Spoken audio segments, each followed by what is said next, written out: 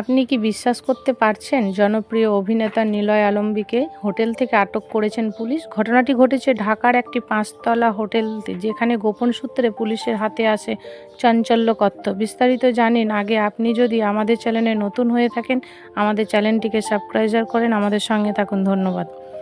পুলিশের দাবি ছিল সেখানে একটি অবৈধ কার্যক্রম পরিচালিত হচ্ছিল, যার সাথে নিলয় জড়িয়ে থাকতে পারে। দ্রুত অভিযান চালিয়ে নিলয়কে আটক করা হয় সেখানে এবং থানায় নিয়ে যাওয়া হয় জিজ্ঞাসাবাদের জন্য। তবে কিছুক্ষণ পরে বেরিয়ে আসে আসল সত্য। নিলয় কখনো অবৈধ কাজে জড়িতই ছিল না, বরং তিনি সেখানে একটি ব্যক্তিগত অনুষ্ঠানে অতিথি হিসেবে উপস্থিত ছিলেন। ভুল তথ্য ভিডিওতে পুলিশ তাকে আটক করেছিলেন, যা দ্রুতই সংশোধন করা হয়। পরবর্তী পুলিশ দুঃখ প্রকাশ করেন, নিলয়ের মুক্তি দেন এবং জানায় এটি সম্পূর্ণ ভুল বোঝাবুঝির কারণে হয়েছে।